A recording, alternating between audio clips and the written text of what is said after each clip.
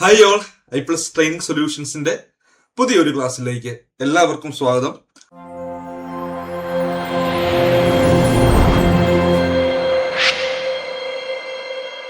നമ്മൾ ഇന്നത്തെ ക്ലാസ്സിൽ ഈ ഒരു വീഡിയോ ക്ലാസ്സിൽ ഡിസ്കസ് ചെയ്യുന്നത് നമ്മുടെ ജൂനിയർ ക്ലർക്ക് അല്ലെ അപ്പക് സംഘത്തിന്റെ നോട്ടിഫിക്കേഷൻ ഒക്കെ വന്നു, എല്ലാവരും പഠിച്ചു തുടങ്ങിയിട്ടുണ്ടെന്ന് വിചാരിക്കുന്നു. അപ്പൊ അതുമായി ബന്ധപ്പെട്ട കുറച്ച് ക്വസ്റ്റ്യൻസ്, കുറച്ച് MCQs നമുക്കൊന്ന് പരിചയപ്പെടാം. അപ്പൊ എല്ലാവരും വളരെ ശ്രദ്ധയോടെ കാണുക. ഇപ്പൊ നമ്മൾ ഒരു ക്വസ്റ്റ്യൻ വായിച്ച് ജസ്റ്റ് ആൻസർ പറയുകയല്ല, അതുമായി റിലേറ്റ് ചെയ്തിട്ടുള്ള എല്ലാ ഫാക്ട്സുകളും നമ്മൾ ഡിസ്കസ് ചെയ്ത് പോകും. അപ്പൊ നിങ്ങൾ പ്രോപ്പറായിട്ട് കാര്യങ്ങൾ നോട്ട് ചെയ്യുക കേട്ടോ.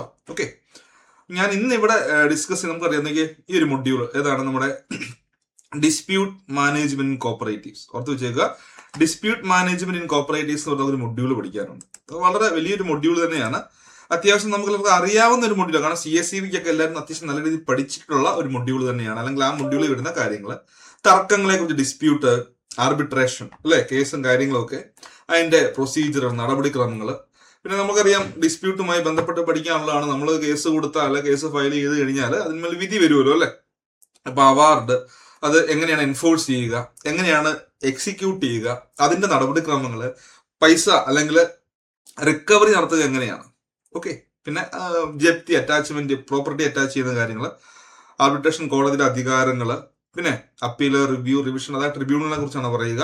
ഒഫൻസ് ആൻഡ് പെനാൽറ്റീസ്, വളരെ വലിയ ഒരു മൊഡ്യൂളാണ്. അപ്പൊ നമ്മളൊരു 3-4 പാർട്ടായിട്ടായിരിക്കും ഇതിലെ ക്വസ്റ്റ്യൻസുകൾ വളരെ വിശദമായിട്ട് എല്ലാ ക്വസ്റ്റ്യൻസുകളും, എല്ലാ ടോപ്പിക്കിൽ നിന്നും ക്വസ്റ്റ്യൻസുകൾ നമ്മൾ ഇവിടെ ഉൾപ്പെടുത്തിക്കൊണ്ടായിരിക്കും ക്ലാസ്സസ് നിങ്ങൾക്ക് പ്രൊവൈഡ് ചെയ്യുക. അപ്പൊ എല്ലാവരും നല്ല രീതിയിൽ കാര്യങ്ങൾ കണ്ട് മനസ്സിലാക്കുക കേട്ടോ. നല്ല രീതിയിൽ കാര്യങ്ങളെ കണ്ട് മനസ്സിലാക്കുക. അപ്പൊ നമുക്ക് അങ്ങനെയെങ്കിൽ നമുക്ക് നമ്മുടെ ആദ്യ ക്വസ്റ്റ്യൻസിലേക്ക് പോകാം. നമ്മൾ ഇന്ന് ആദ്യത്തെ ഒന്നാമത്തെ ക്വസ്റ്റ്യൻ ആണ്, dispute defined in section dash of CSR. അപ്പൊ ഡിസ്പ്യൂട്ടിനെ ഡിഫൈൻ ചെയ്യുന്നത് എവിടെയാണ്? ക്ലിയർ, ഡിഫൈൻ ചെയ്യുക, നിർവചിക്കുന്നത് എവിടെയാണെന്നാണ് ചോദിക്കുക. ഇപ്പൊ നമ്മുടെ ഡെഫിനേഷൻസുകളെല്ലാം വരുന്നത്, ഇപ്പൊ ആക്ടിലാണെങ്കിൽ സെക്ഷൻ 2, റൂളിലാണെങ്കിൽ റൂൾ 2-ലാണ് ഡെഫിനേഷൻ വരിക. അപ്പൊ അതിലെവിടെ, റൂൾ 2-ൽ എവിടെയാണ് ഈ ഡിസ്പ്യൂട്ടിനെ കുറിച്ച് എന്താണ് നിർവചിക്കുന്നത് നമുക്ക് നോക്കാം. ഓപ്ഷൻ എയിൽ പറയുന്നു സെക്ഷൻ 2A. ഓക്കെ, ഓപ്ഷൻ സിയിൽ പറയുന്നു, ബിയിൽ പറഞ്ഞ 2I, സിയിൽ പറഞ്ഞ 2A, ഓപ്ഷൻ ഡിയിൽ പറഞ്ഞ 2I. ഏതിലായിരിക്കാം നിങ്ങൾ പഠിച്ചിട്ടുള്ളത്? ഡിസ്പ്യൂട്ട്, തർക്കങ്ങൾ. അതിനെ നമുക്ക് ഡെഫിനേഷനിലേക്ക് പോകുമ്പോൾ വളരെ വലിയൊരു എന്താ പറയുക, നിർവചനമാണ് അവർ തന്നിട്ടുള്ളത്. വളരെ സിമ്പിൾ ആയിട്ട് പറയുകയാണെങ്കിൽ തർക്കങ്ങൾ എന്ന് പറയാം. അത് ബിസിനസിനെ ബാധിക്കുന്ന കുറച്ച് കാര്യങ്ങൾ. അപ്പൊ അതിനെ തന്നെ പലതായിട്ട് നമ്മൾ തരംതിരിച്ചിട്ടുണ്ട്. പലതെന്ന് പറഞ്ഞാൽ രണ്ടായിട്ട് തരംതിരിച്ചിട്ടുണ്ട്. ധനപരമായ തർക്കമെന്നും ധനപരമല്ലാത്ത തർക്കം എന്നൊക്കെ നമ്മൾ ചർച്ച ചെയ്യും, എന്തൊക്കെയാണ് അതിൽ വരിക എന്നൊക്കെ കേട്ടോ. അപ്പൊ ജസ്റ്റ് ഒന്ന് ആലോചിച്ച് നോക്കിയാൽ ഡിസ്പ്യൂട്ടിനെ കുറിച്ച് ഡിഫൈൻ ചെയ്യുന്നത് എവിടെയാണ് 2A ആണോ? 2A എന്ന് പറഞ്ഞാൽ അപ്പെക്സ് സംഘമാണ്. AA എന്ന് പറയുന്നത് എന്താണ്? അസിസ്റ്റർ സൊസൈറ്റിയാണ്. അപ്പൊ റൂൾ 2IA എന്താണ്? അത് ജില്ലാ ബാങ്കുകളാണ്, അല്ല ഡിസ്ട്രിക്ട് കോപ്പറേറ്റീവ് ബാങ്കാണ്. ഇവിടെ ആൻസർ വരുന്നത് 2I ആണ് കേട്ടോ. എന്താണ്? ആ സെക്ഷൻ 2I-ലാണ് നമ്മൾ ഡിസ്പ്യൂട്ടിനെ കുറിച്ച് നമ്മൾ ഡിഫൈൻ ചെയ്യുന്നത് എന്ന് ഓർത്ത് വെച്ചു. സെക്ഷൻ 2I-ലാണ് ഡിസ്പ്യൂട്ടിനെ കുറിച്ച് നമ്മൾ ഡിഫൈൻ ചെയ്യുന്നത്. അപ്പം എന്താണ് ഇവിടെ പറഞ്ഞിങ്ങനെയാണ്, dispute means any matter touching the business, constitution, establishment or management of a society capable of being the subject of litigation and includes a claim in respect of any sum payable to or by a society whether such a claim be admitted or not എന്നൊക്കെയാണ് ഇവിടെ വളരെ വിശദമായിട്ട് അവർ നിർവചിച്ചുകൊണ്ടിരിക്കുന്നത്. വളരെ simple ആയിട്ട് നമുക്ക് അതിനെക്കുറിച്ച് മനസ്സിലാക്കിയാലോ, എന്താണ് ആ ഡെഫിനേഷനിൽ പറയുന്നത് നമുക്കൊന്ന് മനസ്സിലാക്കിയാലോ. അപ്പോൾ ഇവിടെ നമ്മൾ മനസ്സിലാക്കുമ്പോൾ ഈ വ്യവഹാരത്തിന് വിധേയമാക്കിക്കൊണ്ടെന്നാണ് പറയാൻ തുടങ്ങുന്നത് അല്ലെ. തർക്കം എന്നാൽ പ്രോപ്പർ ആയിട്ടുള്ള അതിന്റെ ആ ഒരു വകുപ്പിൽ പറയുന്നത്, സെക്ഷൻ 2I-ൽ പറയുന്ന ഇങ്ങനെയാണ്, തർക്കം എന്നാൽ വ്യവഹാരത്തിന് വിധേയമാക്കാൻ സാധിക്കുന്ന ഒരു സംഘത്തിന്റെ ബിസിനസ് അല്ലെങ്കിൽ വ്യാപാരത്തെയോ അതിന്റെ ഘടനയെയോ അല്ലെങ്കിൽ ആ സ്ഥാപനത്തെയോ അല്ലെങ്കിൽ അതിന്റെ മാനേജ്മെന്റ്, നോക്കി നടത്തൽ എന്ന് പറയുന്ന മാനേജ്മെന്റ്, അതിന്റെ മാനേജ്മെന്റ് അല്ലെങ്കിൽ നോക്കി നടത്തൽ മാനേജ് ചെയ്യുന്ന കാര്യങ്ങൾ നോക്കി നടത്തുക എന്നല്ല പറയാം. അപ്പൊ അതിന്റെ മാനേജ്മെന്റിനെയോ ടച്ച് ചെയ്യുന്ന അല്ലെങ്കിൽ സ്പർശിക്കുന്ന ഏതെങ്കിലും സംഗതി എന്ന് അർത്ഥമാക്കുന്നതും, അതിൽ തന്നെ പറയുന്നുണ്ട് സംഘത്തിന് കിട്ടാനുള്ളതും അല്ലെങ്കിൽ സംഘം കൊടുക്കാനുള്ളതോ ആയ ഏതെങ്കിലും എമൗണ്ടുമായി ബന്ധപ്പെട്ട് തർക്കങ്ങൾ വരാമെന്നും പറയുന്നുണ്ട് കേട്ടോ. അപ്പൊ അങ്ങനെ ഒരു അവകാശവാദം എന്നാണ് ഇതിനെ വിശേഷിപ്പിക്കുന്നത്. നമ്മൾ വളരെ സിമ്പിൾ ആയിട്ട് പഠിക്കുമ്പോൾ ഞാൻ ഇത്രേ പറയുന്നുള്ളൂ. നമുക്ക് ഡിസ്പ്യൂട്ട്, ഇത്തരം കാര്യങ്ങൾ നിങ്ങൾ മനസ്സിലാക്കുക. ഡിസ്പ്യൂട്ടിനെ നമ്മൾ രണ്ടായിട്ട് തരംതിരിക്കുന്നു അല്ലെ. എത്രയായിട്ട് തരംതിരിക്കുന്നു? ഡിസ്പ്യൂട്ടിനെ നമ്മൾ രണ്ടായിട്ട് തരംതിരിക്കുന്നു. മോണിറ്ററി എന്നും അതുപോലെ തന്നെ നോൺ മോണിറ്ററി എന്നും, ധനപരമായ തർക്കമെന്നും ധനപരമല്ലാത്ത തർക്കമെന്നും പറഞ്ഞ് നമ്മൾ രണ്ടായിട്ട് ഡിസ്പ്യൂട്ടിനെ തരംതിരിക്കുന്നു എന്ന് ഓർത്ത് വെച്ചിരിക്കുക. ക്ലിയർ അല്ലേ? ഇതില് ധനപരമായ തർക്കം, മോണിറ്ററി ഡിസ്പ്യൂട്ട്, അത് പ്രധാനമായിട്ടും വരുന്നത് മോണിറ്ററി ഡിസ്പ്യൂട്ടിൽ വരുന്നത് ഈ കേസ്, അതായത് ഇപ്പോൾ ഒരാൾ ലോൺ എടുക്കുന്നു, ഒരാൾ ലോൺ എടുത്തു, സംഘത്തിൽ നിന്ന് ലോൺ എടുത്തു, അവൻ തിരിച്ചടയ്ക്കുന്നില്ല, കാലാവധി കഴിഞ്ഞു, നമ്മളവിടെ കേസ് ഫയൽ ചെയ്യുമല്ലോ, ആർബിട്രേഷനിലേക്കൊക്കെ പോകും, കേസ് ഫയൽ ചെയ്യും. അപ്പൊ അതൊരു മോണിറ്ററി ഡിസ്പ്യൂട്ടാണ്. അതിന് നമുക്ക് ധനപരമായ തർക്കം, ഏറ്റവും പ്രധാനപ്പെട്ട ധനപരമായ തർക്കവും ഇത് തന്നെയായിരിക്കും.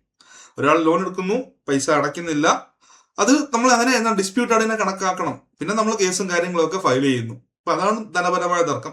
ഇനി നോൺ മോണിറ്ററി ഡിസ്പ്യൂട്ടിലൊക്കെ പ്രധാനപ്പെട്ട ഇലക്ഷനുമായി ബന്ധപ്പെട്ട എന്തെങ്കിലും തർക്കങ്ങളൊക്കെ ഉണ്ടാകും, ഇലക്ഷൻ ഡിസ്പ്യൂട്ടുകളൊക്കെ വരത്തില്ലേ, അതിനെ നമുക്ക് നോൺ മോണിറ്ററി എന്ന് പറയാം. ഇനി സൊസൈറ്റിയും ജീവനക്കാരും തമ്മിൽ തർക്കങ്ങൾ വരാം, എന്തെങ്കിലും പ്രശ്നങ്ങൾ വരാം, അതുപോലെ തന്നെ മെമ്പർമാരും സംഘവും വരാം, സംഘവും മറ്റൊരു സംഘവും വരാം. അങ്ങനെ ഡിസ്പ്യൂട്ട് എന്ന് പറഞ്ഞാൽ ഒരുപാട് കാര്യങ്ങളാണ് ഇങ്ങനെ ആ സെക്ഷൻ 69 പഠിക്കാനുള്ളത് കേട്ടോ. അപ്പൊ അതിലേക്കൊന്നും അധികം പോകണ്ട, നിങ്ങൾ ബേസിക് ആയിട്ട് കാര്യങ്ങൾ മനസ്സിലാക്കുക. ഒരു ബേസിക് ആയിട്ട് തർക്കം രണ്ട് തരത്തിൽ, ധനപരമായ തർക്കമുണ്ട്, ധനപരമല്ലാത്ത തർക്കം ഉണ്ടെന്ന് ഓർത്തു വെച്ചേക്കുക. ഇനി നമ്മൾ ഈ ധനപരമായ തർക്കവുമായി ബന്ധപ്പെട്ട് പരാതികൾ അല്ലെങ്കിൽ ധനപരമായ തർക്കം നമ്മൾ ആരുടെ മുൻപാകെയാണ് ഫയൽ ചെയ്യുന്നത്? ക്ലിയർ അല്ലേ? അപ്പം ധനപരമായ തർക്കമാണെങ്കിൽ ഇവിടെ ഓപ്ഷൻ എയിൽ പറയുന്നു ഏതാണ്? രജിസ്ട്രാറിന്റെ മുൻപാകെ. ഓപ്ഷൻ ബിയിൽ പറയുന്നു എന്താണ്? കോപ്പറേറ്റീവ് ആർബിട്രേഷൻ കോടതി. ഓക്കെ. ഓപ്ഷൻ സിയിൽ പറയുന്നു ട്രിബ്യൂണല്. ഓപ്ഷൻ ഡിയിൽ പറയുന്നു നൺ ഓഫ് ദിസ്. അപ്പൊ നിങ്ങൾ ആലോചിക്കുക, ധനപരമായ തർക്കമാണെങ്കിൽ നമ്മൾ രജിസ്ട്രാറിന്റെ മുൻപാകെ ആയിരിക്കും ഫയൽ ചെയ്യുക. ക്ലിയർ ആക്കണേ. ധനപരമായ തർക്കമാണെങ്കിൽ രജിസ്ട്രാറിന്റെ മുൻപാകെ. ഞാൻ പറഞ്ഞു ഡിസ്പ്യൂട്ടിനെ രണ്ടായിട്ട് തരംതിരിക്കുന്നു, ധനപരമായ തർക്കം, ധനപരമല്ലാത്ത തർക്കം. ധനപരമായ തർക്കമാണെങ്കിൽ നമ്മൾ രജിസ്ട്രാറിന്റെ മുൻപാകെ ആയിരിക്കും നമ്മൾ ധനപരമായ തർക്കം നമ്മൾ ഫയൽ ചെയ്യുക.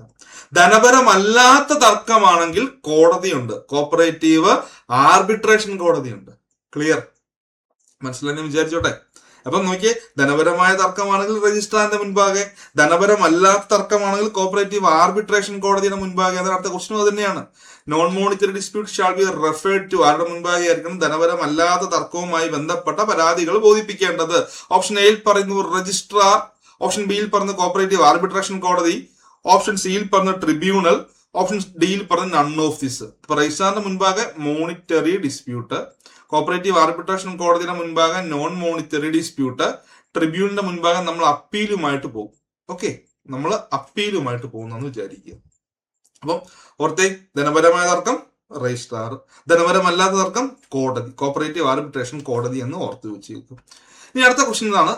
നമ്മൾ ഇലക്ഷനുമായി ബന്ധപ്പെട്ട നിങ്ങളുടെ മെയിൻ ആയിട്ട് ചോദിക്കുന്ന, പരീക്ഷയ്ക്ക് ചോദിക്കുന്ന ഒരു ക്വസ്റ്റ്യൻ ആയിരിക്കും. Election dispute shall be filed before അല്ലെ dash from the date of election. അപ്പൊ നമ്മൾ ഈ കേസുകൾ ഫയൽ ചെയ്യുന്നതുമായി ബന്ധപ്പെട്ട് നമുക്ക് പഠിക്കാനുള്ള ഒരു സെക്ഷനാണ് സെക്ഷൻ 69. സെക്ഷൻ 69 പറയുന്നുണ്ട്. എന്താണ് സെക്ഷൻ 69 പറയുന്നത്? Dispute to be referred to cooperative arbitration court and registrar. ഇപ്പൊ നമ്മൾ തർക്കങ്ങള് കോപ്പറേറ്റീവ് ആർബിട്രേഷൻ കോടതിയുടെയും രജിസ്ട്രാറിന്റെയും മുൻപാകെ ഫയൽ ചെയ്യണം എന്ന് പ്രതിപാദിക്കുന്ന സെക്ഷനാണ് സെക്ഷൻ 69. ക്ലിയർ അല്ലേ? ഇപ്പൊ സെക്ഷൻ 69 പറയുന്നത് നമ്മൾ തർക്കങ്ങള്. അപ്പൊ നിങ്ങൾ നേരത്തെ ഇപ്പൊ 2I എന്നാന്ന് ചോദിച്ചാൽ അത് നിർവചിക്കുന്നതാണ്. എന്താണ് ഡിസ്പ്യൂട്ട് എന്ന് നിർവചിക്കുന്നതാണ്. 2A ഡെഫിനേഷൻ ആണ്. ഇന്ന് നമ്മൾ പഠിക്കാൻ പോകുന്നത് ഈ തർക്കങ്ങൾ നമ്മൾ ഫയൽ ചെയ്യണമെന്ന് അറിയാം. ഇപ്പൊ ധനപരമായ തർക്കമാണെങ്കിൽ രജിസ്ട്രാറിന് മുൻപാകെ, ധനപരമല്ലാത്ത തർക്കമാണെങ്കിൽ കോപ്പറേറ്റീവ് ആർബിട്രേഷൻ കോടതിയുടെ മുൻപാകെ നമ്മൾ എന്താണ് ഫയൽ ചെയ്യണമെന്ന് പറയുന്നത്. അത് ഏത് സെക്ഷൻ? അത് സെക്ഷൻ 69. സെക്ഷൻ 69 പറഞ്ഞാണ് dispute to be decided by cooperative arbitration court and registrar.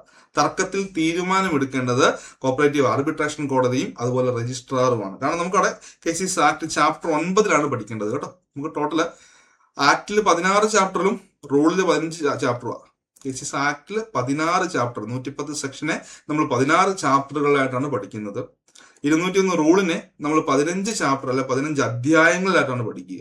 അതിലെ 9ാമത്തെ ചാപ്റ്ററാണ് സെറ്റിൽമെന്റ് ഓഫ് ഡിസ്പ്യൂട്ട്, തർക്കങ്ങൾ തീർപ്പാക്കുക. അതിൽ പറയുന്നത് സെക്ഷൻ 69 മുതൽ 70B വരെയാണ്. സെക്ഷൻ 69 മുതൽ എവിടെ വരെയാണ് പഠിക്കാനുള്ളത്? ആ സെക്ഷൻ 70B വരെ നമുക്ക് പഠിക്കാനുണ്ട്. അതിൽ 69 പറയുന്നു dispute to be decided by cooperative arbitration court and registrar. അവിടെയാണ് പറയുന്നത് ധനപരമായ തർക്കം. ഞാൻ വീണ്ടും എടുത്ത് പറയാൻ കാരണം ചോദ്യങ്ങൾ വരും. ധനപരമായ തർക്കം ആരാ? രജിസ്ട്രാർ. ധനപരമല്ലാത്ത തർക്കം ആരാണ്? കോപ്പറേറ്റീവ് ആർബിട്രേഷൻ കോടതിയാണെന്ന് ഓർത്ത് വെച്ചേക്കുക. അപ്പം ഇവിടെ വളരെ വിശദമായിട്ട് പറയുന്നുണ്ട്, എലക്ഷനുമായി ബന്ധപ്പെട്ട തർക്കമാണെങ്കിൽ, എലക്ഷൻ ഡിസ്പ്യൂട്ട് ആണെങ്കിൽ അത് എത്ര നാളുകൾക്കകമായിട്ട് ഫയൽ ചെയ്യണം. ക്ലിയർ ആകുന്നുണ്ടോ? എലക്ഷൻ ഡിസ്പ്യൂട്ട് ആണെങ്കിൽ, എലക്ഷൻ ഡിസ്പ്യൂട്ട് എന്ത് തരം ഡിസ്പ്യൂട്ട് ആണ്? അത് നോൺ മോണിറ്ററി ഡിസ്പ്യൂട്ടാ. Election dispute non monetary dispute ആയതുകൊണ്ട് കോപ്പറേറ്റീവ് ആർബിട്രേഷൻ കോടതിയുടെ മുൻപാകെ ആയിരിക്കും നമ്മൾ ഈ പരാതി ബോധിപ്പിക്കുക അല്ലെങ്കിൽ കേസ് ഫയൽ ചെയ്യുക. അപ്പൊ അവരത് വിശദമായിട്ട് പറയുന്നുണ്ട്, നമുക്ക് ഇഷ്ടമുള്ള സമയത്തൊന്നും അങ്ങോട്ട് ചെന്ന് കഴിഞ്ഞാൽ എലക്ഷൻ ഡിസ്പ്യൂട്ട് പറ്റില്ല, എലക്ഷൻ കഴിഞ്ഞ മാസങ്ങൾ കഴിഞ്ഞാലും പറ്റത്തില്ല. അപ്പൊ അവർ വിശദമായിട്ട് പറയുന്നുണ്ട്, election dispute shall be filed before dash from the date of election. ഇപ്പൊ എലക്ഷന്റെ അന്ന് മുതൽ, എലക്ഷന്റെ ഡേറ്റ് മുതൽ എത്ര ദിവസമാകുമായിട്ട് നമ്മൾ എലക്ഷൻ ഡിസ്പ്യൂട്ടുകൾ ഫയൽ ചെയ്തിരിക്കണം. ഓപ്ഷൻ എയിൽ പറഞ്ഞു 25 ദിവസം. അതായത് എലക്ഷൻ എന്നാണോ അന്ന് മുതൽ 25 ദിവസത്തിനാവായിട്ട് നിങ്ങൾക്ക് എലക്ഷനുമായി ബന്ധപ്പെട്ട എന്തെങ്കിലും തർക്കമുണ്ടെങ്കിൽ അത് ഫയൽ ചെയ്യണം. ഓപ്ഷൻ ബിയിൽ പറയുന്നു 30 ദിവസം, എലക്ഷൻ കഴിഞ്ഞ് 30 ദിവസത്തിനാവായിട്ട് തർക്കമുണ്ടെങ്കിൽ ഫയൽ ചെയ്യണം. ഓപ്ഷൻ സിയിൽ പറയുന്നു 1 മാസം, ഓപ്ഷൻ ഡിയിൽ പറയുന്നു 3 മാസം. എലക്ഷന്റെ അന്ന് മുതലാണേ കേട്ടോ, from the date of election, എലക്ഷന്റെ അന്ന് മുതലാണ്. അപ്പൊ എന്ന് മുതലാണ് അവിടെ ആൻസർ വരിക? ആ എലക്ഷന്റെ അന്ന് മുതൽ 1 മാസത്തിനകമായിട്ട്, എലക്ഷന്റെ അന്ന് മുതൽ 1 മാസത്തിനകമായിട്ട് നമ്മൾ എന്ത് ചെയ്തിരിക്കണം? എലക്ഷനുമായി ബന്ധപ്പെട്ട് എന്തെങ്കിലും തർക്കങ്ങൾ ഉണ്ടെങ്കിൽ നമ്മൾ ഫയൽ ചെയ്തിരിക്കണം. അത് കഴിഞ്ഞാൽ നടക്കത്തില്ല. ഇലക്ഷന്റെ ഡേറ്റ് കഴിഞ്ഞ് 1 മാസം കഴിഞ്ഞ് ഫയൽ ചെയ്യാൻ പറ്റത്തില്ല എന്ന് ഓർത്തു വെച്ചേക്കുക. ക്ലിയർ അല്ലേ? ക്ലിയർ അല്ലേ? ക്ലിയർ ആണ് എന്ന് വിചാരിക്കുന്നു. ഇനി ഈ വിധിയുടെ വളരെ വിശദമായിട്ട് പറഞ്ഞത്, all monetary dispute should be filed within. അപ്പൊ ധനപരമായ തർക്കം നമ്മൾ എത്ര നാളുകൾക്കാകുമ്പോൾ ഫയൽ ചെയ്യണം? ഇപ്പൊ നമ്മൾ ഞാനിവിടെ 3 വർഷം എന്നാണ് ആൻസർ പറയുക, പക്ഷെ പ്രോപ്പറായിട്ട് നമ്മൾ മനസ്സിലാക്കേണ്ടത് അവിടെ all monetary dispute mentioned in schedule 3. കാരണം അത് പ്രോപ്പറായിട്ട് നമ്മൾ ഷെഡ്യൂൾ 3യിലാണ് പറഞ്ഞിട്ടുള്ളത്. എവിടെയാണ് പറഞ്ഞിട്ടുള്ളത്? ഷെഡ്യൂൾ 3യിലാണ് പറഞ്ഞിട്ടുള്ളത് അല്ലെ, പട്ടിക 3 എന്ന് പറയും. നമുക്ക് ആക്ടിലെ 3 പട്ടികകളുണ്ട്, ഷെഡ്യൂൾ 1, ഷെഡ്യൂൾ 2, ഷെഡ്യൂൾ 3. അപ്പൊ ഷെഡ്യൂൾ 1ൽ പറഞ്ഞ എന്താണ്? List of apex and central society to which appointments are done through PSC. ഇപ്പൊ PSC വഴി അപ്പോയിന്റ്മെന്റ് നടത്തുന്ന അപ്പെക്സ് സംഘങ്ങളുടെയും സെൻട്രൽ സംഘങ്ങളുടെയും ലിസ്റ്റ് ആണ് ഷെഡ്യൂൾ 1ലുള്ളത്. ഷെഡ്യൂൾ 2ലുള്ള എന്താണ്? കോപ്പറേറ്റീവ് പ്രിൻസിപ്പിൾസ്, സഹകരണ തത്വങ്ങളാണ്. ഷെഡ്യൂൾ 3യിലാണ് ടൈം ലിമിറ്റിനെ കുറിച്ച് പറഞ്ഞത്. ധനപരമായ തർക്കം ഫയൽ ചെയ്യേണ്ട ഒരു സമയപരിധിയുണ്ട്. അപ്പൊ അവിടെ പ്രോപ്പറായിട്ട് 3 വർഷം, കാരണം അവിടെ കുറെ കാര്യങ്ങൾ പറയുന്നുണ്ട്, അതെല്ലാം ഒരു 3 വർഷക്കണക്കിനാണ് പറയുക. ഓക്കെ, അപ്പൊ ഇവിടെ ആൻസർ ആയിട്ട് വരുന്ന 3 വർഷമാണ്. അപ്പൊ മോണിറ്ററി ഡിസ്പ്യൂട്ടിൽ ഫയൽ ചെയ്യേണ്ടത് option A 1 year, option B 2 years, option C 3 years, option D 5 years. അപ്പൊ എത്ര വർഷങ്ങൾക്ക് അകമാണെന്ന് ഷെഡ്യൂൾ 3യിലാണ് അതിന്റെ കണക്ക് പറയുക. നിങ്ങൾ ജസ്റ്റ് 3 വർഷം ഒന്ന് പഠിക്കുക. ഞാൻ വളരെ വിശദമായിട്ട് ഓരോ ഷെഡ്യൂളുകളൊക്കെ പഠിപ്പിച്ചിട്ടുണ്ട്. ഷെഡ്യൂളിൽ 1 നമുക്കറിയാം ഏതൊക്കെ അപ്പെക്സ് സംഘമാണ് അല്ലെങ്കിൽ സെൻട്രൽ സംഘത്തിലേക്കാണ് PSC അപ്പോയിന്റ്മെന്റ് നടത്തുന്നത്. നമ്മുടെ ആപ്പിൽ ക്ലാസ്സസ് കിടപ്പുണ്ട് കേട്ടോ. ഷെഡ്യൂളും അപ്പൻഡിക്സുകളെ കുറിച്ചും പഠിക്കാനുണ്ട്. ആ റൂളുമായി ബന്ധപ്പെട്ടാണ് അപ്പൻഡിക്സ് അല്ലെങ്കിൽ അനുബന്ധം എന്ന് പറയും. അപ്പൻഡിക്സ് 1 എന്ന് പറഞ്ഞാൽ എന്താണ്? Registers to be maintained by SCU and CCU, സംസ്ഥാന സഹകരണ യൂണിയനും പിന്നെ സർക്കിൾ സഹകരണ യൂണിയനുകളും മെയിൻറ്റെയിൻ ചെയ്യേണ്ട രജിസ്റ്ററുകൾ ഏതൊക്കെയെന്നാണ് അപ്പൻഡിക്സ് 1ൽ പറയുന്നത്. അപ്പൻഡിക്സ് 2ൽ പ്രതിപാദിക്കുന്ന ഫോംസുകളെ കുറിച്ചാണ്. ഓക്കെ, ഇനി അപ്പൻഡിക്സ് 3ൽ പറയുന്നത് ക്ലാസിഫിക്കേഷൻ ആണ്, ഗവൺമെന്റിന്റെ ക്ലാസിഫിക്കേഷനെ കുറിച്ചാണ്. അപ്പൊ അതൊക്കെ നമ്മൾ മനസ്സിലാക്കണം, കാണാതെ ഒന്നും പഠിച്ചേക്കുക, ഇതൊക്കെ ജസ്റ്റ് ഒന്ന് മനസ്സിലാക്കി പോകുമ്പോൾ പുറത്ത് വെച്ചേക്കുക. ധനപരമായ തർക്കങ്ങൾ നമ്മൾ 3 വർഷം, അത് പ്രതിപാദിക്കുന്ന ഷെഡ്യൂൾ 3യിലാണ് കേട്ടോ. അതും കൂടെ നിങ്ങൾ ഒന്ന് മനസ്സിലാക്കുക, ഷെഡ്യൂൾ 3യിലാണ് എന്ന് ഓർത്ത് വെച്ചേക്കുക. സെറ്റ് അല്ലേ? ഓക്കെ, അടുത്തത് പഠിക്കുന്നത് cooperative ombudsman deals in section dash of cases act. സഹകരണ ഓംബുഡ്സ്മാൻ, കോപ്പറേറ്റീവ് ഓംബുഡ്സ്മാൻ ഡീൽ ചെയ്യുന്ന അല്ല കോപ്പറേറ്റീവ് ഓംബുഡ്സ്മാനെ കുറിച്ച് പ്രതിപാദിക്കുന്ന വകുപ്പ് ഏതാണ്? ഓപ്ഷൻ എയിൽ പറയുന്നു വകുപ്പ് 68, ഓപ്ഷൻ ബിയിൽ പറയുന്നു വകുപ്പ് 68A, ഓപ്ഷൻ സിയിൽ പറയുന്നു 69, ഓപ്ഷൻ ഡിയിൽ പറയുന്നു 69A. എവിടെയായിരിക്കും കോപ്പറേറ്റീവ് ഓംബുഡ്സ്മാനെ കുറിച്ച് ഡിഫൈൻ ചെയ്യുന്നത്? എവിടെയായിരിക്കും? 68 ആണോ, 68A ആണോ, 69 ആണോ, 69A ആണോ? അപ്പൊ 68 എന്ന് പറയുന്നത് എന്താണ്? 68 സർചാർജ് ആണ്. എന്താണ്? സർചാർജ് ആണ്. സർചാർജ് നമ്മൾ പഠിക്കാറുണ്ട്, സർചാർജ് ഓർഡറും ഒക്കെ. അതായത് ആരുടെയെങ്കിലും പ്രവർത്തനം മൂലം സംഘത്തിന് എന്തെങ്കിലും നഷ്ടം വന്നിട്ടുണ്ടെങ്കിൽ ആ നഷ്ടം ആ വ്യക്തിയിൽ നിന്ന് തന്നെ ഈടാക്കണമെന്ന് പറഞ്ഞ് രജിസ്ട്രാർ ഇഷ്യൂ ചെയ്യുന്ന ഓർഡറാണ് സർചാർജ് ഓർഡർ എന്ന് പറഞ്ഞിട്ടുണ്ട്. 68A വിജിലൻസ് ഓഫീസർ ആണ് അല്ലെ. 68A എന്താണ്? അത് വിജിലൻസ് ആണ്. ഓർത്ത് വെച്ചേക്കുക, 68A എന്ന് പറഞ്ഞാൽ വിജിലൻസ് ഓഫീസർ. ഓക്കെ, 69 നമ്മൾ പറഞ്ഞ dispute to be decided by cooperative arbitration court and registrar. 69A എന്താണ്? അവിടെയാണ് നമ്മൾ കോപ്പറേറ്റീവ് ഓംബുഡ്സ്മാനെ കുറിച്ച് പഠിക്കുന്നത്. കോപ്പറേറ്റീവ് ഓംബുഡ്സ്മാൻ അല്ലെ, കോപ്പറേറ്റീവ് ഓംബുഡ്സ്മാനെ കുറിച്ച് പഠിക്കുന്ന വകുപ്പ് ഏതാണ്? സെക്ഷൻ 69A ആണ്. അപ്പൊ ആദ്യം തന്നെ മനസ്സിലാക്കുക, ഈ കോപ്പറേറ്റീവ് ഓംബുഡ്സ്മാൻ നമ്മൾ നേരിട്ട് കോപ്പറേറ്റീവ് ഓംബുഡ്സ്മാൻ എന്നല്ല ആദ്യം പഠിക്കുക. ഇപ്പൊ ഇവിടെ പറയുന്നുണ്ട് 69A സബ്സെക്ഷൻ 1 പറയുന്നുണ്ട്, ഗവൺമെന്റ് എന്ത് ചെയ്യുകയാണ്, ഒരു ഗസറ്റ് നോട്ടിഫിക്കേഷനിലൂടെ ഒരു സ്കീം രൂപീകരിക്കുക. ഗസറ്റ് നോട്ടിഫിക്കേഷനിലൂടെ ഒരു സ്കീം രൂപീകരിക്കുകയാണ്. ആ സ്കീമിന്റെ പേരാണ് കേരള കോപ്പറേറ്റീവ് ഓംബുഡ്സ്മാൻ സ്കീം അല്ലെ, കേരള കോപ്പറേറ്റീവ് ഓംബുഡ്സ്മാൻ സ്കീം അങ്ങനെ ഫ്രെയിം ചെയ്യുകയാണ്. എന്തിനാണ് ഈ cooperative ombudsman scheme government frame ചെയ്യുക? അതായത് സഹകരണ സംഘങ്ങൾ പ്രൊവൈഡ് ചെയ്യുന്ന ബാങ്കിങ് സേവനങ്ങളെ കുറിച്ചും ബാങ്കിങ് ഇതര സേവനങ്ങളെ കുറിച്ചും ഒക്കെ എന്തെങ്കിലും പരാതികളൊക്കെ ഉണ്ടെങ്കിൽ ആ പരാതികൾ കേട്ട് പരിഹരിക്കുന്നതിന് വേണ്ടിയാണ് ഇങ്ങനെ ഒരു സ്കീം രൂപീകരിക്കുക. ക്ലിയർ അല്ലേ? ഇതാണ് ആദ്യം മനസ്സിലാക്കുന്നത്. അത് കഴിഞ്ഞ് 69A സബ്സെക്ഷൻ 2 പറയുന്നത് ഗവൺമെന്റ് എന്ത് ചെയ്യുന്നു, government may appoint 1 or more persons, ഒന്നോ അല്ലെങ്കിൽ ഒന്നിലധികം ആൾക്കാരെയോ ഗവൺമെന്റിന് എന്താണ് ഓംബുഡ്സ്മാൻ ആയിട്ടോ അല്ലെങ്കിൽ ഓംബുഡ്സ്മെൻ ആയിട്ടോ അപ്പോയിന്റ് ചെയ്യാമെന്ന് ഓർത്തു വെച്ചേക്കുക. അതായത് ഒരാളെയോ അല്ലെങ്കിൽ ഒന്നിൽ കൂടുതൽ ആൾക്കാരെയോ, ഇനി ഒരാളെയാണ് ഗവൺമെന്റ് അപ്പോയിന്റ് ചെയ്യുന്നതെങ്കിൽ അതെന്താണ്, അത് ഓംബുഡ്സ്മാൻ ആയിരിക്കും. മനസ്സിലാക്കണേ. ഒന്നിലധികം ആൾക്കാരുണ്ടെങ്കിൽ അത് എന്താണ്, അത് ഓംബുഡ്സ്മെൻ ആയിരിക്കും, MEN. അതൊന്ന് മനസ്സിലാക്കുക. വലിയ കാര്യമൊന്നുമല്ല, ഒന്ന് മനസ്സിലാക്കുക കേട്ടോ. അപ്പം ഗവൺമെന്റ് അപ്പോയിന്റ് ചെയ്യുന്നു. ഇനി അവിടെ പറയുന്നുണ്ട് ഈ ഓംബുഡ്സ്മാൻ അല്ലെങ്കിൽ ഓംബുഡ്സ്മെൻ, ഒന്നിലധികം ആൾക്കാരുണ്ട് ഓംബുഡ്സ്മെൻ അല്ലെ, ഇവരുടെ കാലാവധി എത്ര നാളത്തേക്കാണ് അല്ലെ, എത്ര നാളത്തേക്കാണ്? At the time of office of ombudsman or ombudsmen, okay, as the case may be, shall be 3 years from the date of entering office അല്ലെ. അതായത് ഒന്നെങ്കിൽ 3 വർഷം ജോലിയിൽ പ്രവേശിച്ച് ചാർജ് എടുത്ത് 3 വർഷമോ അല്ലെങ്കിൽ 65 വയസ്സ് ഇതിൽ ഏതാണോ ആദ്യം അറ്റൈൻ ചെയ്യുന്നത് അതുവരെ ആയിരിക്കും ഇവരുടെ കാലാവധി. ഒന്നെങ്കിൽ 3 വർഷം അല്ലെങ്കിൽ 65 വയസ്സ് ഇതിൽ ഏതാണോ ആദ്യം. ക്ലിയർ? അതായിരിക്കും ഇവരുടെ കാലാവധി എന്നോർത്ത് വെച്ചിരിക്കുക. ഓക്കെ. ഇനി അടുത്ത് പറഞ്ഞത് ഓംബുഡ്സ്മാൻ അല്ലെങ്കിൽ ഓംബുഡ്സ്മെൻ അല്ലെ, ഓംബുഡ്സ്മാൻ അല്ലെങ്കിൽ ഓംബുഡ്സ്മെൻ, ഒരാളാണ് ഓംബുഡ്സ്മാൻ, ഒന്നിൽ കൂടുതൽ ആൾക്കാരുണ്ടല്ലോ ഓംബുഡ്സ്മാൻ. അപ്പൊ ഇവരുടെ യോഗ്യതകളെ കുറിച്ചും പറയുന്നുണ്ട് അല്ലെ.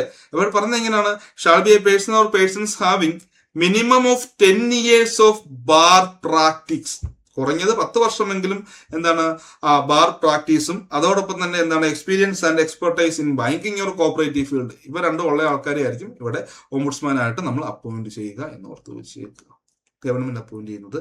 പിന്നെ അവസാനം പറയുന്നുണ്ട് the ombudsman shall be under the control of under the control of government.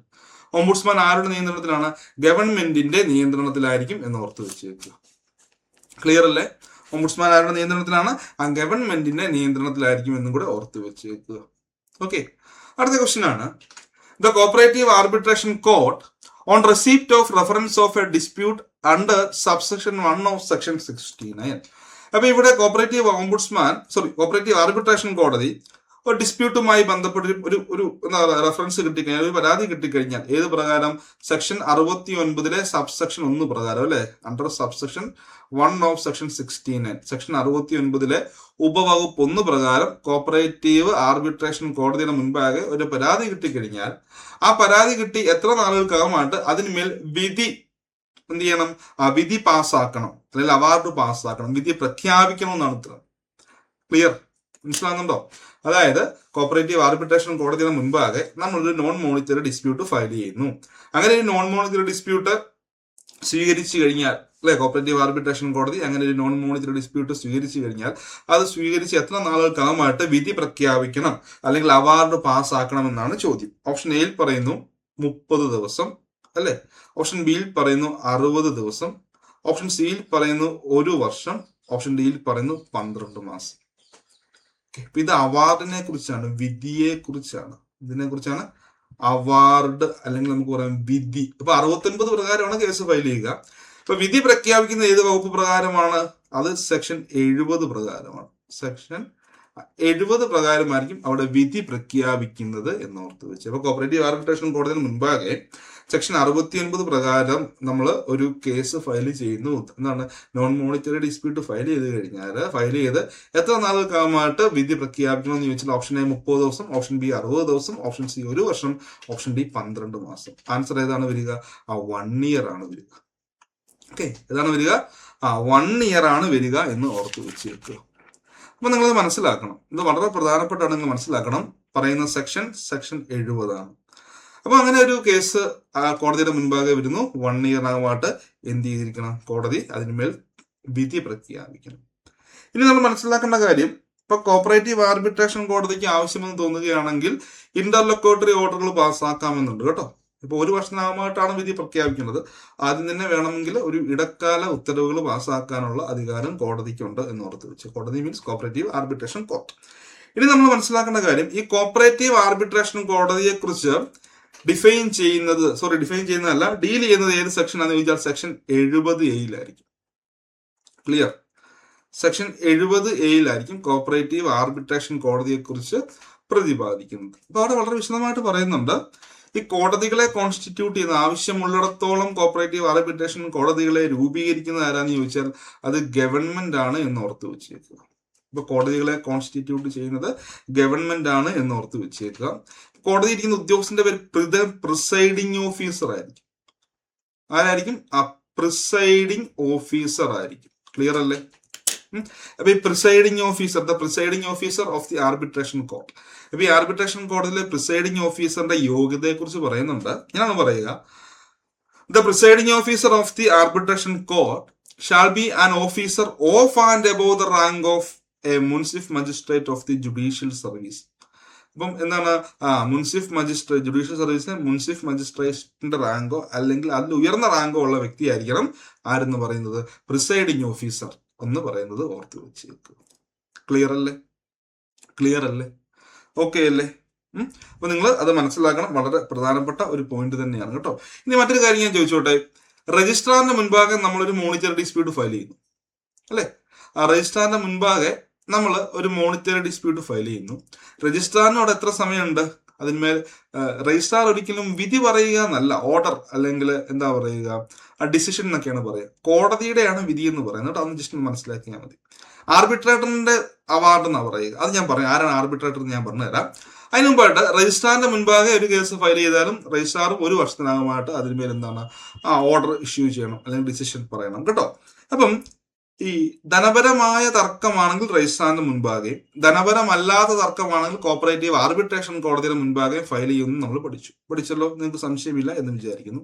ഇനി രജിസ്ട്രാറിന്റെ മുൻപാകെ ഒരു മോണിറ്ററി ഡിസ്പ്യൂട്ട് വന്നാൽ, രജിസ്ട്രാറിന്റെ മുൻപാകെ ഒരു മോണിറ്ററി ഡിസ്പ്യൂട്ട് വന്നു കഴിഞ്ഞാൽ, ധനപരമായ തർക്കം ഒരു കേസ് വന്നു കഴിഞ്ഞാൽ അദ്ദേഹത്തിന് 3 ഓപ്ഷൻ ഉണ്ട്. അതും കൂടെ നിങ്ങൾ മനസ്സിലാക്കണം. ഒന്ന്, അത് ജസ്റ്റ് മനസ്സിലാക്കണം. അവിടെയാണ് ആർബിട്രേറ്ററിന്റെ ഒരു പ്രാധാന്യത്തെ കുറിച്ച് പറയുന്നത്. ഇപ്പൊ രജിസ്ട്രാറിന്റെ മുൻപാകെ ഒരു മോണിറ്ററി ഡിസ്പ്യൂട്ട് വന്നു. ഒന്നാമത്തെ ഓപ്ഷൻ എന്ന് പറയുന്നത് എന്താണ്?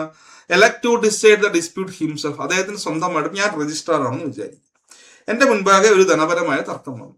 ഒന്നാമതായിട്ട് എന്താണ്? എനിക്ക് അതിന്മേൽ സ്വന്തമായിട്ട് പഠിച്ച് വിധി പറയാം, അല്ലെങ്കിൽ അതിന്മേൽ തീരുമാനമെടുക്കാം, ഡിസിഷൻ പറയാം അല്ലെ? വിധി എന്നല്ല, രജിസ്ട്രാർ ഞാൻ പറഞ്ഞല്ലോ, നമുക്ക് അവാർഡ് എന്ന് പറയുന്ന ആ ഒരു ടൈം കോടതിക്കും ആർബിട്രേറ്റർക്കുമാണ് പറയുക കേട്ടോ.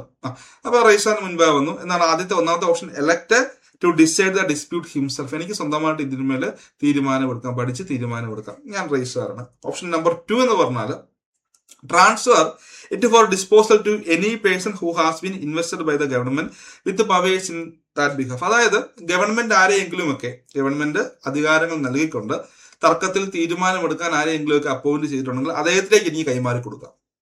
ക്ലിയർ? ഒന്നാമതെന്ന് പറഞ്ഞാൽ കേസ് വന്നു, ഞാൻ സ്വന്തമായിട്ട് അതിന്മേൽ തീരുമാനം കൊടുക്കുന്നു. ഓപ്ഷൻ നമ്പർ 2 എന്ന് പറയുന്നത് ഗവൺമെന്റ് ഇതുപോലെ തർക്കത്തിൽ തീരുമാനമെടുക്കാൻ വേണ്ടി ആരെയെങ്കിലും അധികാരങ്ങളൊക്കെ കൊടുത്ത് നൽകിയിട്ടുണ്ടെങ്കിൽ ആ വ്യക്തിയിലേക്ക് കൈമാറി കൊടുക്കാം. തർക്ക തീരുമാനമെടുക്കാൻ വേണ്ടി ഗവൺമെന്റ് അധികാരപ്പെടുത്തിയ വ്യക്തികളുണ്ടെങ്കിൽ ആ വ്യക്തിയിലേക്ക് എനിക്ക് ഈ കേസ് കൈമാറി കൊടുക്കാം, വന്ന കേസ് കൈമാറി കൊടുക്കാം.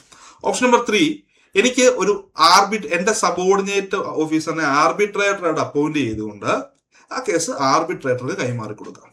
ഓക്കെ, ആർബിട്രേറ്റർ മധ്യസ്ഥൻ എന്നൊക്കെ പറയും. ഒരു മധ്യസ്ഥൻ വന്ന് 2 പേരുടെ ഭാഗം കേൾക്കേണ്ടി വരും. പൊതുവെ ആർബിട്രേറ്റർമാർ വരുന്നു കേട്ടോ. ബാങ്കുകളിലൊക്കെ ആണെങ്കിൽ പോലും നമ്മൾ കേസ് ഫയൽ ചെയ്ത് കഴിയുമ്പോൾ ആർബിട്രേറ്റർ വരും. സാധാരണ സീനിയർ ഇൻസ്പെക്ടേഴ്സ് ഒക്കെ ആയിരിക്കും ആ ഒരു പോസ്റ്റിലേക്ക് വരിക. അപ്പൊ അവർ വന്ന് 2 പേരുടെ വാദം കേൾക്കും. അതായത് നമ്മൾ ഒരു അദാലത്ത് വെക്കുക എന്നൊക്കെ പറഞ്ഞിട്ടില്ലേ, അദാലത്ത്. അപ്പോൾ അവിടെ ഈ കുടിശ്ശികക്കാരന് പറയാനുള്ളതും കേൾക്കും, ബാങ്കിന് പറയാനുള്ളതും കേൾക്കും, കുടിശ്ശികക്കാരന് കുറച്ച് സാവകാശമൊക്കെ കൊടുക്കും. ഓക്കെ, അങ്ങനെയൊക്കെയാണ് അതിൻ്റെ ഒരു നടപടി. മധ്യസ്ഥനാണ് ആർക്കും, അതായത് ആർബിട്രേറ്റർ എന്ന പേര് തന്നെ മധ്യസ്ഥൻ എന്നാണ്. രണ്ടുപേരുടെയും ഭാഗം കേട്ട് ഇലയ്ക്കും മുള്ളിനും കേടില്ലാതെ സെറ്റ് ചെയ്യാന്നുള്ളതായിരിക്കുമല്ലോ ഇത്. കാരണം കുടിശ്ശിക തിരിച്ചു വരികയും ചെയ്യണം, എന്നാൽ മറ്റു വലിയ പ്രശ്നങ്ങളിലേക്ക് പോവുകയും ചെയ്യരുത്. ആ രീതിയിലേക്കൊക്കെ ഒരു മധ്യസ്ഥനായിട്ട്. അപ്പം ഇതിന് 3 ഓപ്ഷൻ രജിസ്ട്രാറിന് മുൻപാകെ ഉണ്ട്. ഒന്നെങ്കിൽ സ്വന്തമായിട്ട് പഠിച്ച് തീരുമാനം പറയാം, അല്ലെങ്കിൽ ഗവൺമെന്റ് ഏതെങ്കിലും അധികാരം നൽകിക്കൊണ്ട് തർക്കത്തിൽ തീരുമാനമെടുക്കാൻ വേണ്ടി നിയോഗിച്ചിട്ടുണ്ടെങ്കിൽ ആ വ്യക്തിയിലേക്ക് കൈമാറി കൊടുക്കാം, അല്ലെങ്കിൽ രജിസ്ട്രാറിന് സ്വമേധയാ തന്നെ ഒരു സബോർഡിനേറ്റ് ഓഫീസറിനെ ആർബിട്രേറ്ററായിട്ട് അപ്പോയിന്റ് ചെയ്ത് അദ്ദേഹത്തിലേക്ക് കൈമാറി കൊടുക്കാമെന്ന് ഓർത്ത് വെച്ചേക്കുക. അപ്പൊ രജിസ്ട്രാർ ആയിക്കോട്ടെ, ഇവിടെ നമ്മൾ പറഞ്ഞു 1 വർഷത്തിനകമായിട്ട് തീരുമാനം പറയണം എന്ന് ഓർത്ത് വെച്ചേക്കുക. ക്ലിയർ ആണ് എന്ന് ഞാൻ വിചാരിക്കുന്നു. അപ്പം അതുപോലെ തന്നെ കോപ്പറേറ്റീവ് ആർബിട്രേഷൻ കോടതിക്ക് ചില സാഹചര്യങ്ങളിൽ സിവിൽ കോടതിയുടെ അധികാരങ്ങൾ കിട്ടുന്നുണ്ട് കേട്ടോ. ഓക്കെ, അവിടെ 70 സബ്സെക്ഷൻ 3 പറയുന്ന cooperative arbitration court shall have the same powers as are vested in a civil court under the code of procedure 1908 while trying a suit in respect of the following matters. താഴെ പറയുന്ന കാര്യങ്ങളിൽ എന്താണ് civil കോടതിയുടേതായിട്ടുള്ള അധികാരങ്ങൾ കിട്ടുന്നത്? ഒന്ന്, the summoning and enforcing the attendance of any defendant or witness and examining the witness on oath എന്ന് പറയും. എന്താണ് അത് അർത്ഥമാക്കുക? ഓക്കെ, എന്താണെന്ന് അർത്ഥമാക്കുക എന്ന് ചോദിച്ചാൽ ഇവിടെ പറയുന്നുണ്ട് ഏതൊരു പ്രതിയെയും സാക്ഷിയെയും, അല്ലെ, ഏതൊരു പ്രതിയെയും സാക്ഷിയെയും സമൺസ് അയച്ചാണ് വിളിച്ചു വരുത്തി, സമൺസ് കൊടുക്കുക എന്ന് പറയത്തില്ലേ, ആ സമൺസ് അയച്ച് വിളിച്ചു വരുത്തി സത്യവാങ്മൂലം വാങ്ങി വിസ്തരിക്കുമ്പോൾ അങ്ങനെ വിസ്തരിക്കാൻ അധികാരമുണ്ട്. അപ്പോൾ സിവിൽ കോടതിയുടെ അധികാരം കിട്ടുന്നുണ്ട്. രണ്ടാമത് പറയുന്നത് തെളിവായി നൽകാവുന്ന ഏതൊരു രേഖയും മറ്റു വസ്തുക്കളും കണ്ടുപിടിച്ച് ഹാജരാക്കാൻ പറയുമ്പോൾ, അല്ലെ, തെളിവായി നൽകാവുന്ന ഏതൊരു രേഖയും മറ്റു വസ്തുക്കളും കണ്ടുപിടിച്ച് ഹാജരാക്കുന്നതിന് കേട്ടോ. അവിടെ പറഞ്ഞ discovery and production of any document, എന്താ പറയുക, discovery and production of any document or other material object producible as evidence. മൂന്നാമത് പറയുന്നുണ്ട് ഇതാണ് the reception of evidence on affidavit, അതായത് സത്യവാങ്മൂലത്തിലൂടെ തെളിവുകൾ ശേഖരിക്കുക. അഫിഡവിറ്റ് എന്ന് പറഞ്ഞാൽ സത്യവാങ്മൂലം എന്ന് പറയും. അപ്പൊ സത്യവാങ്മൂലത്തിലൂടെ തെളിവുകൾ ശേഖരിക്കുന്ന സമയത്ത് പിന്നെയാണ് issuing of any commission for the examination of any witness, അതായത് സാക്ഷികളെ വിസ്തരിക്കാൻ വേണ്ടി വേണമെങ്കിൽ കമ്മീഷനെ അപ്പോയിന്റ് ചെയ്യാം. ഓക്കെ, എന്നിട്ട് അവരെ കൊണ്ട് നടത്തിപ്പിക്കാം. അപ്പൊ ആ സാഹചര്യത്തിലും സിവിൽ കോടതിയുടെ അധികാരങ്ങളൊക്കെ ഉണ്ട്. പിന്നെ നിശ്ചയിച്ചിട്ടുള്ള മറ്റു കാര്യങ്ങൾ എന്ന് പറഞ്ഞാൽ any other matters which may be prescribed എന്നൊക്കെ പറയാറുണ്ട്. അപ്പൊ സിവിൽ കോടതിയുടെ അധികാരം ഇവിടെ കോപ്പറേറ്റീവ് ആർബിട്രേഷൻ കോടതിക്ക് ചില സാഹചര്യങ്ങളിൽ ലഭിക്കുന്നുണ്ട് എന്ന് ഓർത്ത് വെച്ചേക്കും. ഓക്കെ, അപ്പൊ ഇത്രയാണ് പ്രധാനപ്പെട്ട ആദ്യത്തെ ഒരു ഭാഗം. തീർന്നിട്ടില്ല. ഇനി നമുക്ക് ഇനി ചട്ടങ്ങളെ കുറിച്ചൊക്കെ പഠിക്കാനുണ്ട്, ഫീസുകളുടെ കാര്യങ്ങളൊക്കെ പഠിക്കാനുണ്ട്. നമുക്ക് എന്ത് ചെയ്യാം, അതുമായി ഉൾപ്പെടുത്തിക്കൊണ്ടുള്ള മറ്റ് ക്വസ്റ്റ്യൻസുകൾ നമുക്ക് എന്ത് ചെയ്യാം, നെക്സ്റ്റ് ക്ലാസ്സിൽ ചർച്ച ചെയ്യാം. ഓക്കെ, അപ്പൊ ഇത്രയും കാര്യങ്ങൾ നിങ്ങൾക്ക് നല്ലതായിട്ട് മനസ്സിലായി എന്ന് വിചാരിക്കുന്നു. നിങ്ങൾ നന്നായിട്ട് പഠിക്കുക. ക്വസ്റ്റ്യൻസുകൾ നമ്മളെല്ലാ മൊഡ്യൂളുകളുമായി ബന്ധപ്പെട്ട ക്വസ്റ്റ്യൻസുകൾ, ഇപ്പൊ ഞാനിവിടെ ക്വസ്റ്റ്യൻ പറഞ്ഞപ്പോൾ അത് ഈ ക്വസ്റ്റ്യൻസിൽ കൂടെ തന്നെ നിങ്ങൾക്ക് പഠിച്ചു പോവാം. ഒരു ക്വസ്റ്റ്യൻ പറയുമ്പോൾ അതുമായി റിലേറ്റ് ചെയ്ത എല്ലാ ഫാക്റ്റും ഞാൻ പറയുന്നുണ്ട്. അതായത് എല്ലാ മൊഡ്യൂളുകളെയും അല്ലെങ്കിൽ എല്ലാ ടോപ്പിക്കുകളും ഉൾപ്പെടുത്തിക്കൊണ്ടുള്ള ക്വസ്റ്റ്യനാണ് പറയുക. ജസ്റ്റ് ക്വസ്റ്റ്യൻ വായിക്കുന്നു, ആൻസർ പറയുകയല്ല. ക്വസ്റ്റ്യൻ, അതിന്റെ ആൻസർ, അല്ലെ, കാരണം നിങ്ങൾ മനസ്സിലാക്കണം അതുമായി ബന്ധപ്പെട്ട റിലേറ്റഡ് ഫാക്ട്സ്. അപ്പൊ നിങ്ങൾക്ക് അതിൽ നിന്ന് തന്നെ കാര്യങ്ങൾ നോട്ട് ചെയ്ത് പഠിക്കാവുന്നതാണ്. എല്ലാവരും നന്നായിട്ട് പഠിക്കുക. പിന്നെ ഇതിന്റെ കോഴ്സ് I+ ഓഫർ ചെയ്യുന്നുണ്ട്. ഓക്കെ, അപ്പെക്സ് സംഘത്തിന്റെ. ഇപ്പം കോഴ്സുമായി ബന്ധപ്പെട്ട ഞാൻ പറഞ്ഞു പ്രോപ്പർ ആയിട്ടുള്ള റെക്കോർഡർ ക്ലാസ്സുകൾ നമ്മുടെ ആപ്പ് ത്രൂ ആയിരിക്കും I+ ക്ലാസ് പ്രൊവൈഡ് ചെയ്യുക. അതിന്റെ ആപ്പിൽ കംപ്ലീറ്റ് ആയിട്ട് റെക്കോർഡർ ക്ലാസ്സുകൾ, പിന്നെ നമ്മൾ പറഞ്ഞു ലൈവ് ക്ലാസ്സുകൾ, ക്വസ്റ്റ്യൻ ഡിസ്കഷൻ ഒക്കെ തുടങ്ങിയ ഒരു നല്ലൊരു പാക്കേജാണ് കേട്ടോ. അതായത് നിങ്ങൾക്ക് നല്ല രീതിയിൽ തന്നെ എക്സാം ക്രാക്ക് ചെയ്യാൻ പറ്റുന്ന രീതിയിലാണ് നമ്മളിവിടെ ക്ലാസ്സുകൾ സെറ്റ് ചെയ്തിട്ടുള്ളത്. അപ്പൊ എല്ലാവരും നന്നായിട്ട് പഠിക്കുക. അപ്പൊ നമ്മുടെ കോഴ്സുമായി ബന്ധപ്പെട്ട കാര്യങ്ങൾ അറിയാൻ വേണ്ടി 8606445522 നമ്പറിലേക്ക് കോൺടാക്ട് ചെയ്യുക. അല്ലെങ്കിൽ നമ്മൾ താഴെ ഇതിന്റെ ഡിസ്ക്രിപ്ഷൻ ബോക്സിൽ ഗൂഗിൾ ഫോമിന്റെ ലിങ്ക് പ്രൊവൈഡ് ചെയ്തിട്ടുണ്ട്. നിങ്ങൾക്ക് അതിൽ കൂടെ വേണമെങ്കിൽ നമ്മുടെ ടീമിനെ കോൺടാക്ട് ചെയ്യാം. അപ്പൊ എല്ലാവരും നന്നായിട്ട് പഠിക്കുക. എല്ലാവർക്കും ഓൾ ദി ബെസ്റ്റ്. വീണ്ടും പുതിയ വീഡിയോയിൽ കാണാം. Okay, thank you.